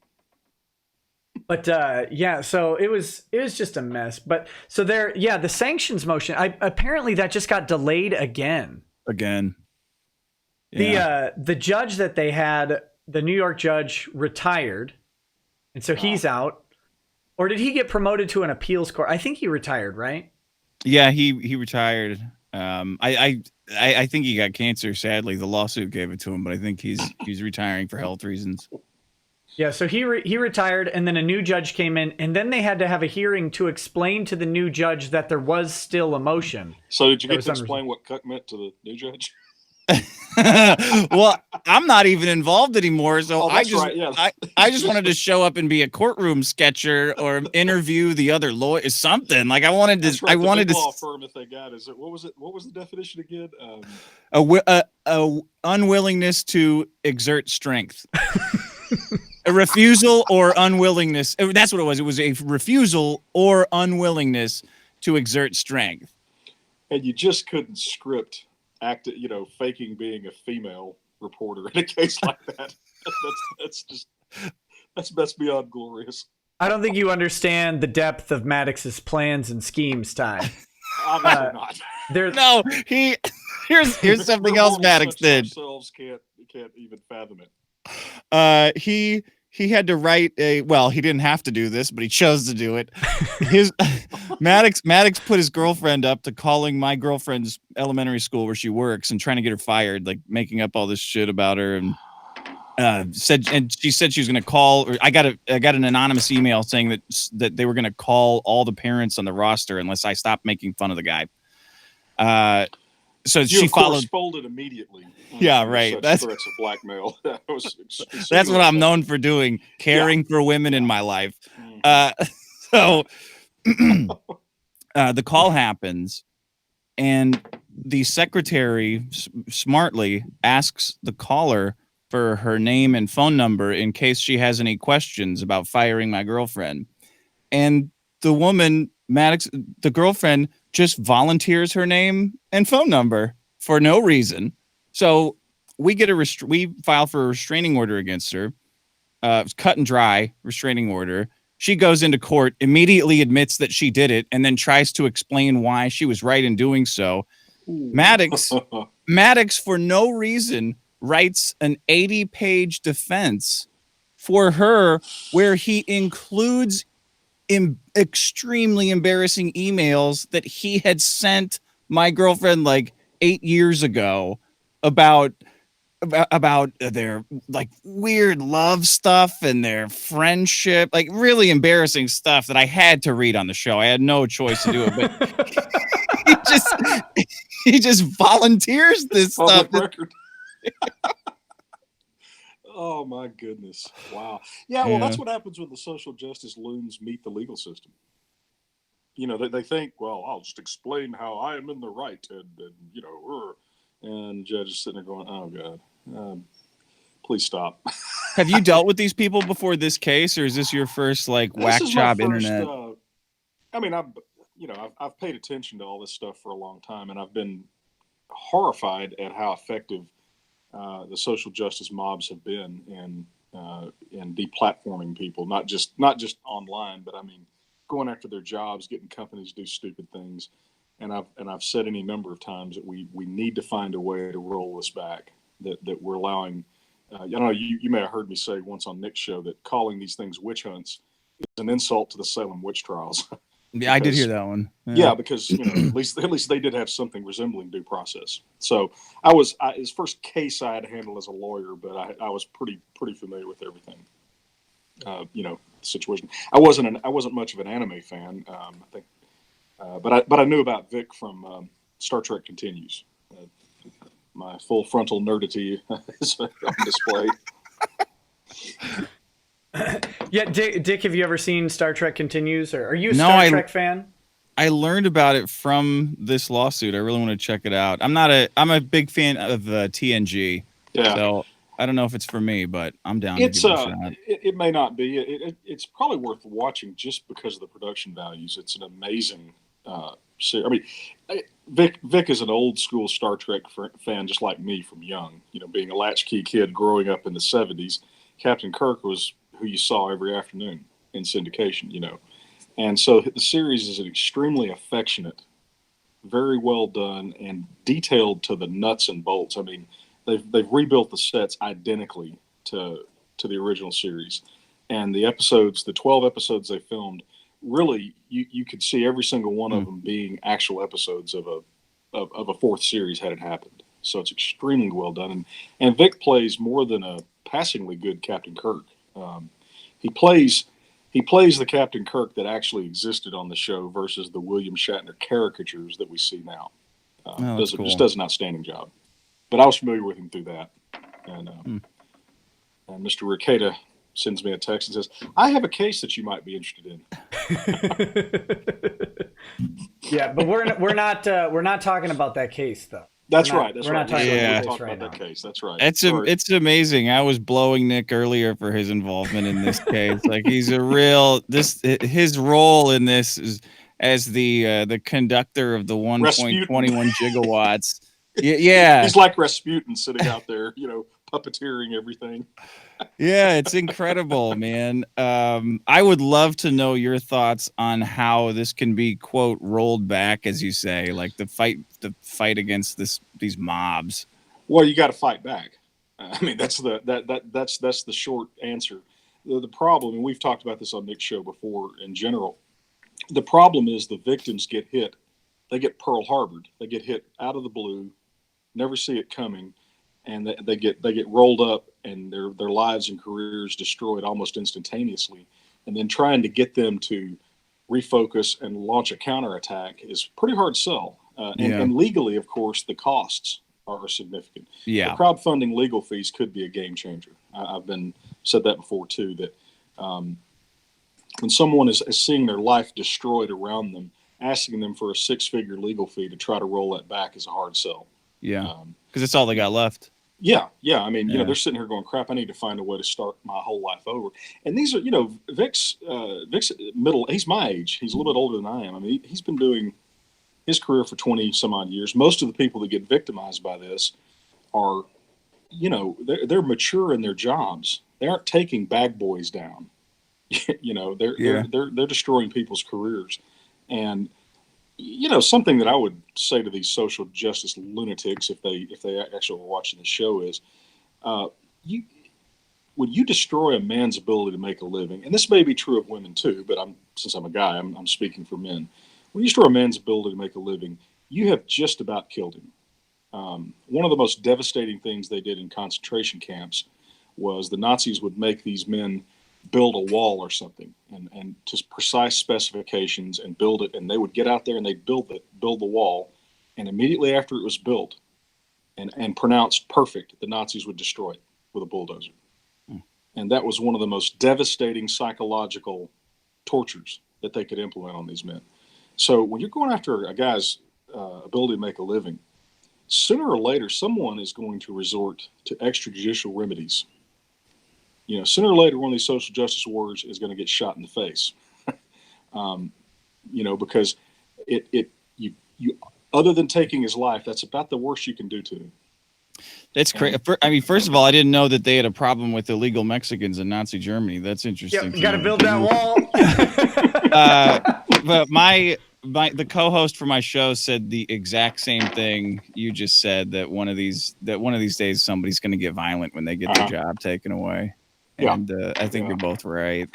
I- The same I- thing happened to the Cuxmas Carols guy in the lawsuit that we were describing earlier. He got fired. He got strung along for the whole trial and then fired the day it was decided, and he is now fucked. Like he's got nothing. He's got no job. He's got a nice Patreon, but it really destroyed his career. Yeah. Well, another thing you can do too, and I've been looking into this, is, you know, being a conservative and a free marketeer, generally speaking, and so forth. This has been a difficult evolution for me, but I'm now at the point where I'm saying, let's start lobbying our legislators and let's start making legal protections for political speech on social media platforms, because they're putting their fingers on the scale, right? They're affecting our political system. They're affecting our economic system.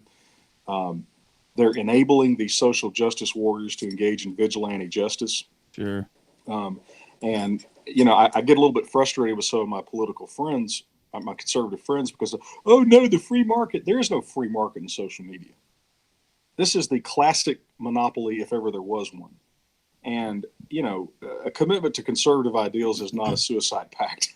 I mean, there's no free market, period. Like, No. you can offshore manufacturing, but I can't offshore my labor. So, like, the income, all the various taxes and regulations have destroyed even the concept of the free market so slowly that I know exactly what you mean. Conservatives are worshiping this idea that we just do not have anymore. No. And no. the idea that a religion and identity are protected, but politics, which is as core, like my need for my belief in the First and the Second Amendment, I will put on a scale against anybody's belief in whatever their creator is any day of the week. That shit is more sacrosanct than a religion to me. So the idea that one's protected and not the other is absurd. Well, and at least in the United States, it's not supported. I mean, the First Amendment protects both. Yeah.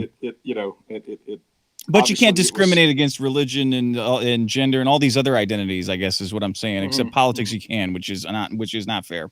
No, and if you had to protect one thing with free speech, political speech would be it. That's what the U.S. Supreme Court has always said. They actually impose different levels of tests on various types of speech. A law affecting commercial speech historically has been subjected to a lower level of scrutiny than a law affecting political speech. It's to the point that a law affecting political speech is virtually impossible to sustain under the U.S. Constitution. What would commercial speech be? Sometimes you guys lose me on your chats because you guys both know what you're talking about. Yeah, so with Supreme Court jurisprudence, and this is one of those things that the Supreme Court itself doesn't actually acknowledge, but they adhere to it more or less. There's 3 levels of scrutiny when you have a law affecting a fundamental right. Okay, the lowest level is what we call mere rationality. That the court says, is that law rationally related to a legitimate government purpose? You know, as a practical matter, those laws will almost always be upheld. At the other end of the spectrum is strict scrutiny. Strict scrutiny is it necessary to achieve a compelling government interest? And there's a related test. Is there a lesser intrusive means to accomplish the same objective? As a practical matter, those laws are almost never upheld. And then there's intermediate scrutiny, which is whatever the court wants. Just say pretty much. It's whatever the court wants. It's pretty nonsense. I remember in my con law exam, I probably was denied an A+ on that exam because I referred to it as the double standard of review. My professor wasn't necessarily as humorous as I was, but we call that the standard of review. So political speech has always gotten the highest level, and it's interesting. I mean, I'm a bitter critic of the politicization of the Supreme Court, but it was interesting. We had a hate crime law last year that 9-0 was struck down. So at least until this generation of social justice loons start getting appointed to the Supreme Court, the classical liberals on the court, while they may, follow their political agenda in almost every other area, they are significantly committed to free speech. They you know.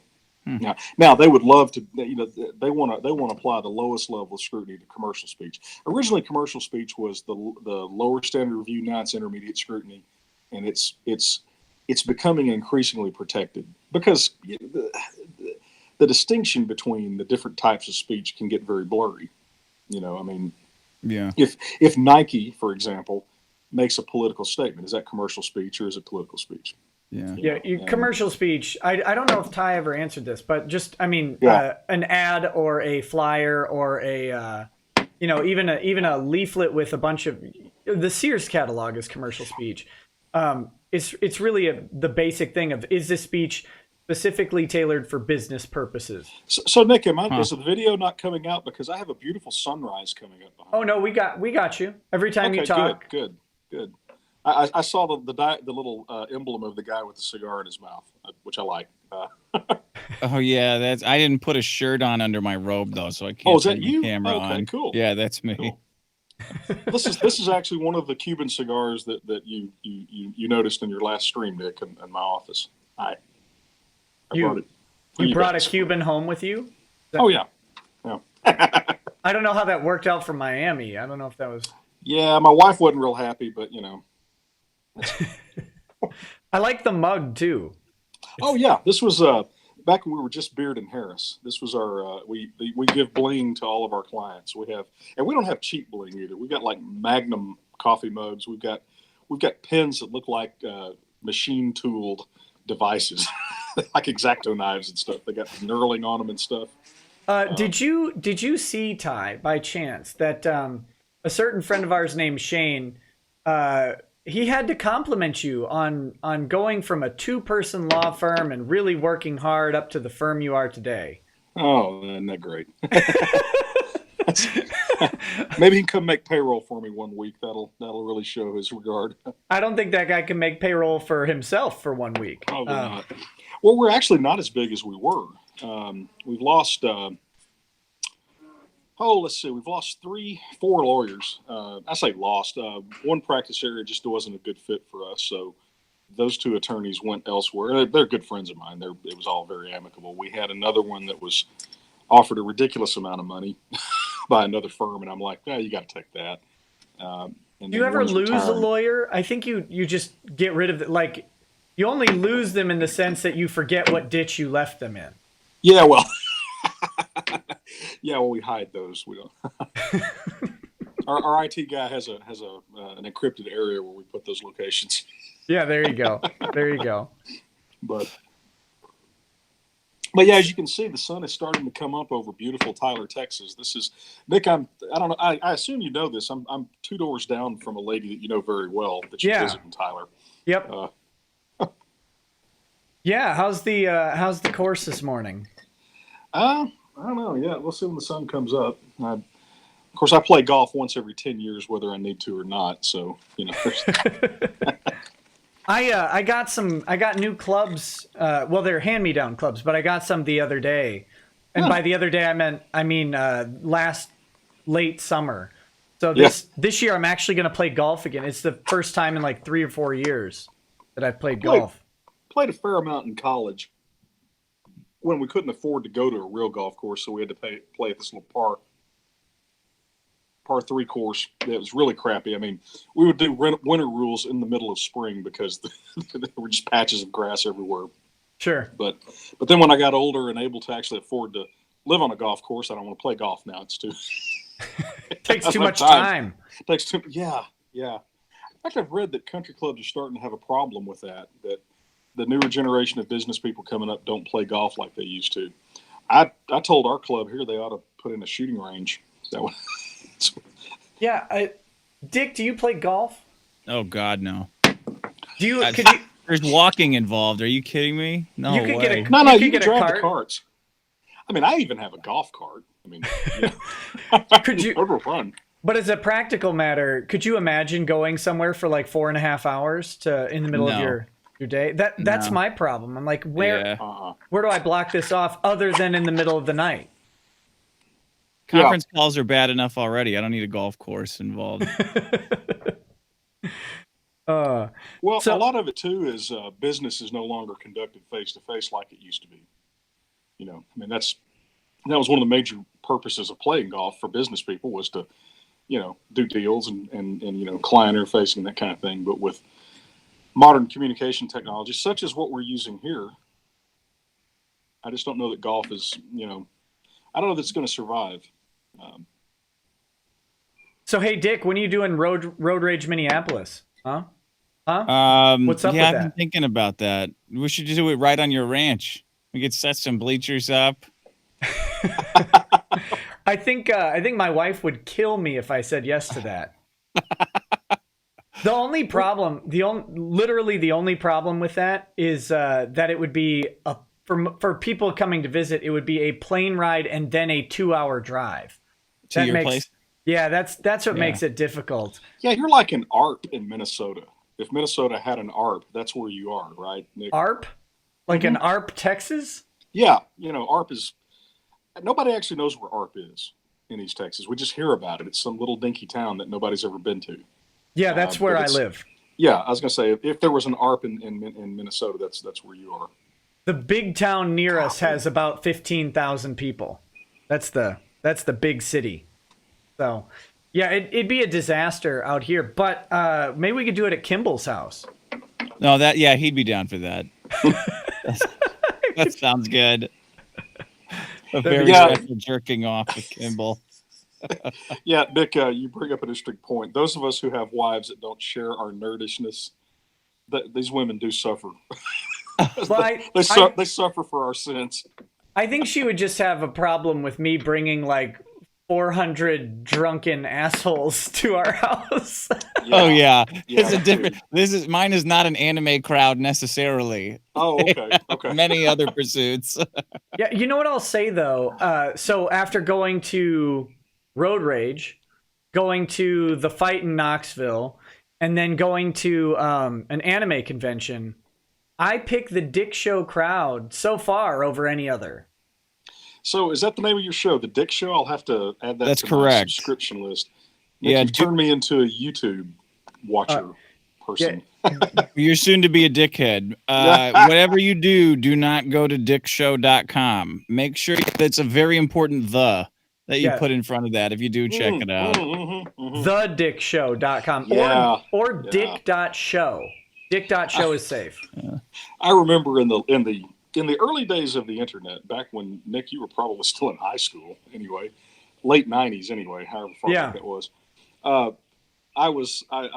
Yahoo was, but before Google, there was Yahoo. You do your searches on Yahoo, and then Google slowly took over and eclipsed Yahoo. But anyway, I can't remember if it was on Yahoo or Google or whatever. But I read about a terrorist group in the Philippines called I think it's the Moro Independent Liberation Front. And so I typed in MILF. It's like, wow, that's a lot of hits. Because again, in those days, I just have the links. They wouldn't really give you any details or anything. It was a click. It's like, oh, okay. Yeah. And I'm at my office, and I'm trying to make it go away, but of course the pop-ups are. Quick, stop it! Everybody who's been caught by the pop-up train, that was the worst part of like the 90s and the early 2000s.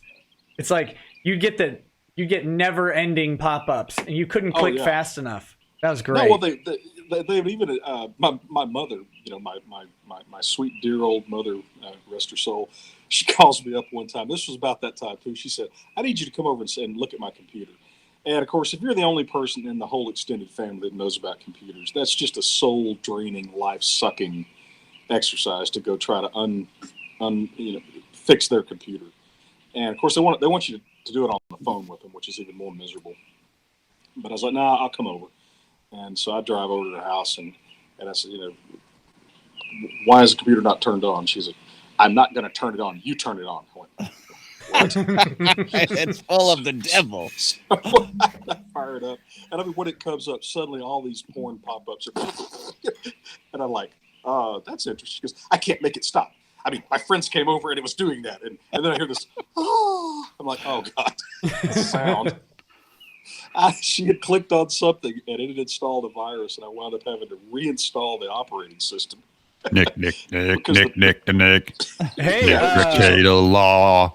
welcome to the show. This is Ty. You have not met. This is Doug to Naple.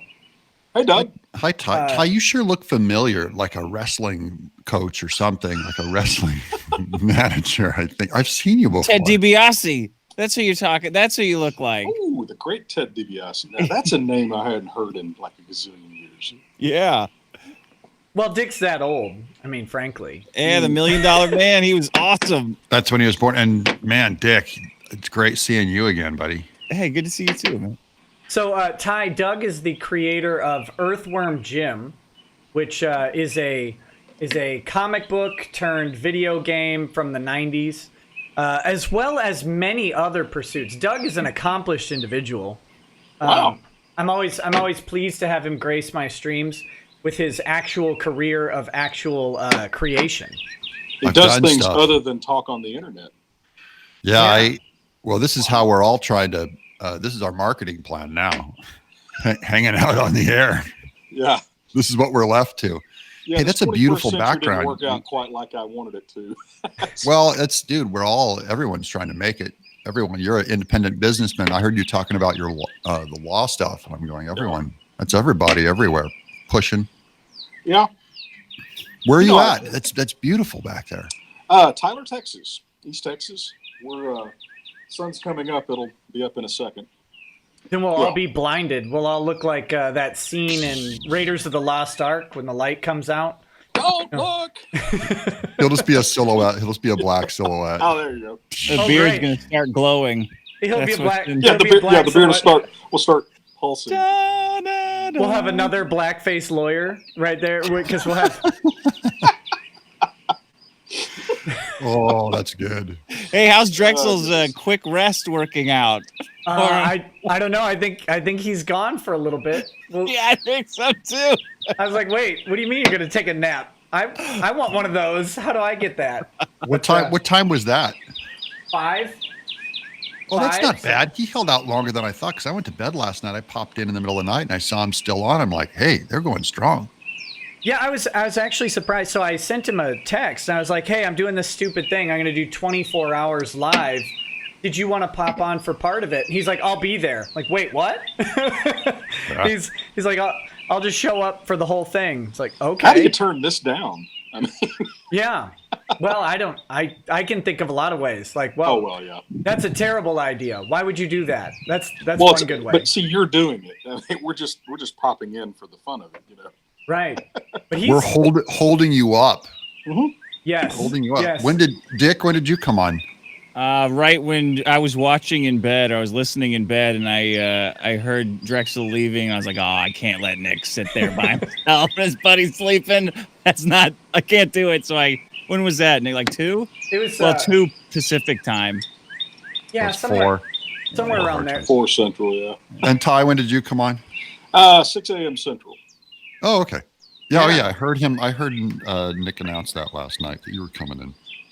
Yeah, very pleased to have the beard on. Ty, did you happen to get a couple patches in the mail that say "Fear the Beard"? You know, on I them? did.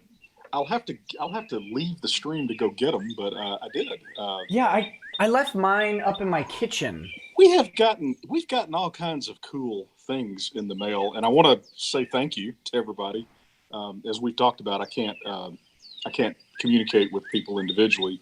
And by the way, guys, if anybody's watching this, the reason for that is anything I say to you is discoverable in litigation. They can That's right. they can depose you and say, well, what did Ty say? And that can create conflicts of interest that the other side can attempt to get me removed from the case. So I'm not doing it because I'm a snob or anything. But yeah, we got some patches. Somebody sent us some beautiful 8x10 glossies of my face over some Warhammer 40K Primark or something. You know, the Amazons. They did real nice things of the Amazons. Yeah. My daughter just came in and said, "My God, Dad, you're now there's now a manga of you." And I said, "Oh, that's great. Well, what's a manga?" They showed me, and I was like, And you're on. Nothing- what's a manga with ask you? never ask what's a manga to a manga fan. Oh, Yeah, man. yeah. Well, but the thing is that this case has given me a tremendous amount of credibility with my children. So Yeah. Well, and you're a meme now. You're on knowyourmeme.com. No kidding. There's actually, someone sent me the link because I was on there, and I scrolled down a little bit, and I see all these Ty Beard memes. I think you out-memed me, which is great. Which is comical because we had a television campaign we ran here in East Texas for my firm last year, and we were running something like 8 or 9 commercials a day. It was a package deal my ad guy got. I wasn't on a single ad. All the ads were of all my people. And I still will go into a courtroom even now in East Texas. The judge will say, Mr. Beard, I've seen your commercials. I didn't know what you look like. So this is all very, very new for me. And you say, Judge, I didn't want you to be terrified of me coming beard. in. Yeah. Yeah, of the beard. Just a warning. And the bathrobe too. That's court garb, right? That's how you Absolutely. We very informally. Here is the patch. Here, let me. we will be in touch. get that on camera. Oh, wow. Yeah. Hey, look, it'll even stick to the. Oh, this is cool. It'll even stick to the robe. Check it out. It's got the Velcro back and just right on there. Yeah. I'm gonna have to. I've got a flight jacket, a leather flight jacket. I'm gonna have to sew one on there just for grins. Yes. Yeah, that was fantastic, of course. But yeah, we've gotten just all. We had somebody send us an email offering wanting to know if we would accept a large plate of fudge. oh my. Well, our IT guy, who is also our just general security guy, he intercepted and said, "Oh God, no." Yeah. No. Yeah. And the senior part, we're all sitting there going, "Why can't we have fudge?" He's like, "You don't know what goes on." Oh. Especially if it's from Berkeley. That's a hard no. Yeah, that could go wrong in 2 very different ways. Well, we appreciated the gesture, but obviously for security reasons, we couldn't. But I guess I'll cancel my envelope of white powder. Yeah, I'll just preempt that right now. Yeah. Yeah, but anyway, thanks to everybody who sent us all these cool things. It's made for a very memorable month at the office. How fun and how weird that now you're tied to animation. I've been doing animation and working with voice actors for 30 years. I've directed almost everyone but Vic. So it's kind of neat to how broad that industry goes out. It really is. So you're in the anime. I mean, you do that kind of stuff too. Yeah. I've worked in that. I did because Earthworm Jim was a cartoon back in 94 or 95, and that got me into the television production side of my characters. And so from time to time, I get to write and direct, or if I get picked up for a series or whatever. And so my last gig was Veggie Tales, just finished in 2017, and I directed the voice recording on 78 episodes. So I ended up working with all of them. Do you do voice acting yourself? You got no. That I know it sounds like I can do voices. I swear I can't. When you work with pros, guys like Vic, like their whole thing is it just sounds like a guy talking, right? It is a really hard craft to pull off in the studio on mic. And these guys, you can ask them like to speed a line up 10%, take all the S's out, do it. No, you can just, they can manipulate. They're a master of their voice. That's the real craft and skill side of it.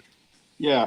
I always love to learn about other businesses. I never thought about that. Sure, the S, the S sound on the microphone. Yeah, the S and the popping P's, and they edit themselves in the cadence of their stuff when they're working off other actors, and it really is what holds the performance together. And I can't. People think like, oh, my uncle does crazy voices. I can do a voice. It's like I do crazy voices. I would never professionally record myself because they're amazing. Doug, you literally professionally record yourself all the time now. Oh yeah, but this is dog food. I put out dog food. Come on. In fact, this is what's weird, guys. Is I think when I see all of us online, and I see all the world of YouTube go up, there's something different happening in culture, where the audience got used to posting videos of themselves like on Facebook and on the thing. And that became kind of a new culture of entertainment that we hadn't seen before. Mm-hmm. So suddenly crummy lighting, is okay. Low production value is okay. The orange of my face because our patio. The orange. Hey, I know. And look, that creates the contrast. Orange foreground, blue background, dude, makes you Is pop. that good? Yeah, but Oh, orange, yeah. orange man bad. Orange man Orange bad. bad. Well, blue and orange are complementary colors, so you jump off the screen. But I think YouTube is creating a new kind of culture of entertainment where you don't put on makeup anymore. You don't run your shtick. It's not. That's going to feel like kind of the canned performances of the 1940s. And now they want authenticity. They want to see you as you are, and I think that's the new culture of entertainment. And if you look at where all the eyes are going off of film, off of TV, even off of video games, and even frankly off of Netflix, more and more people are spending more time on YouTube watching just guys like this goof off. Absolutely. I absolutely spend more time fiddling on YouTube than I do watching anything else. Because if you have an esoteric hobby, there's 1,000 videos out there. Yeah. You know, I've been watching some mathematician use Universe Sandbox to explain astrophysics to me. And I'm like, why is this what I'm watching while I'm driving in my car? I mean, listening to, not watching. Ty, there's a question for you in the chat that I wanted to ask. Sure. Planet of Adventure asks if you're rooting for Texas Tech tonight. Yeah, why not? Huge investment. I went to SFU. We didn't have a football team to speak of, so. Boy, you sound excited, Ty. About. Let me think about it. Yeah. Yeah, I guess so. Hold on, let me get back to my cigar. My main sports interest is the NFL. I really don't watch boxing back in the day too, but so yeah, I went to Texas Tech one time. I visited their law school when I was admitted. Out in the middle of had the better parking than any law school I've ever seen. You know, there's a lot of space out there.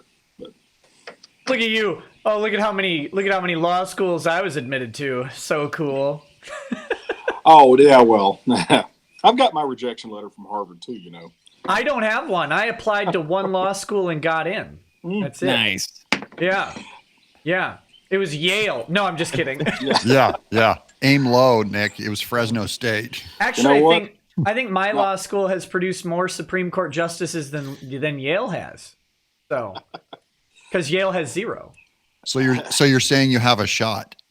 Yeah. You're saying Oh wait, you have a shot. Supreme I Court support that Chief nomination. Justices. So you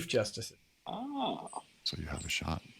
Yeah, I'm there. I'm in. I support that. Put me in. Well, not one time has a client ever asked me what law school I went to, except maybe later when we're just chatting after they've hired me and such. But it never comes up. Dick, what law school did you go to? Hollywood upstairs, internet law school, just like every other stupid asshole on Twitter. Take that. Toilet law school where I read Wikipedia. The law school of hard knocks. Yeah. No, you went through the lawsuit crash course. You got the full... Yeah, I have a $38,000 degree in You went to law school. Yeah. Yeah, that's an expensive way to learn about civil procedure, but you probably could do it. God, it's almost better than the class though, because Civ Pro. Oh yeah, what a I garbage definitely class paid that was. attention to every moment of it. Yeah, at that hourly rate, it has a focusing effect, I'm sure. Nick, are there tactics that you learned from Warhammer that can be applied in the courtroom? Well, I don't play Warhammer, but there are absolutely wargaming tactics. I don't know if they go into the courtroom as much as they go into every other aspect of the lawsuit. Yeah, you just collect the Warhammer books. You're like the cowboy that just wears a cowboy hat but doesn't know how to rope and ride. I know all these guys all over Texas. Doug, don't you make me come back down there. Yeah, you're Warshammer. Warshammer. No, but so there's when you get into the courtroom, like eventually you're just at the point of making your arguments, laying out, applying facts to law, and pointing out why the other side got everything they said wrong. So that's the majority. But before you get in there, it's about finding out where your enemy's objectives are. It's about predicting objectives that they don't know about. It's about protecting the assets that are important to you and making them think the assets that aren't important are more important.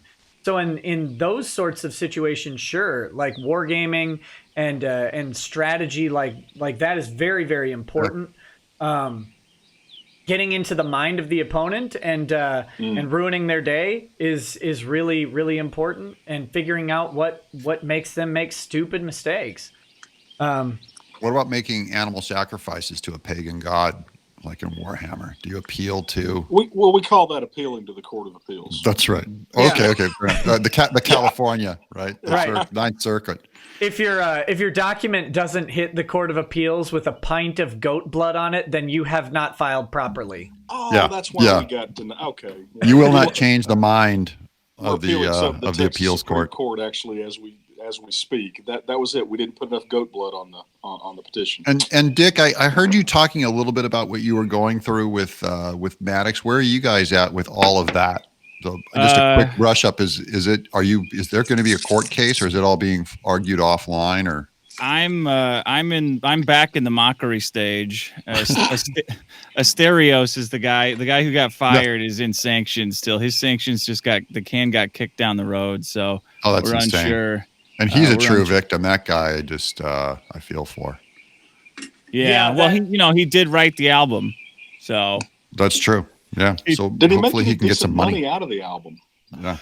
he did. He did get a little bit of money out of the album. Good. Good man. He got that Billboard award. Nick, you got to help me talk him into a countersuit too. I don't. Eventually, after the sanctions, I really want him to do it. I think it'd be great. Does Maddox have anything to take? That's the question. Yeah, that's the. I mean, he's. Well, here's the thing. He's got a bike. He's got a bike that's got to be worth something. $5, $10. What needs to happen is Asterios has got to move away from New York. Yeah. True. He's got to get out of there because it costs way too much. That's just true for anybody in New York. Yeah. Yeah. But his Patreon would make an honest wage just about anywhere except New York or LA. Yeah.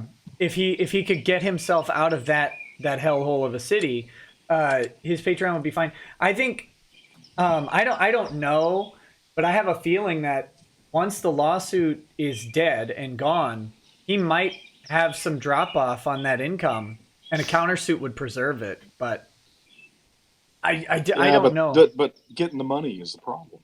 Yeah. I mean, you got to fund no lawyer will take it on a contingency unless it's a personal kind of thing.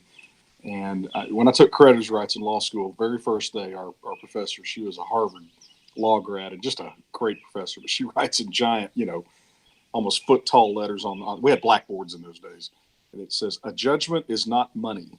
And she said the first question on the final exam is going to be, "What is the key point of this course?" That is the key point of this course. A judgment is not money. And I've never forgotten that. And that's, we were talking earlier about rolling the SJWs back. That's one of the reasons why they're so hard to fight, because individually they're like that Shane lunatic. They're in somebody's basement.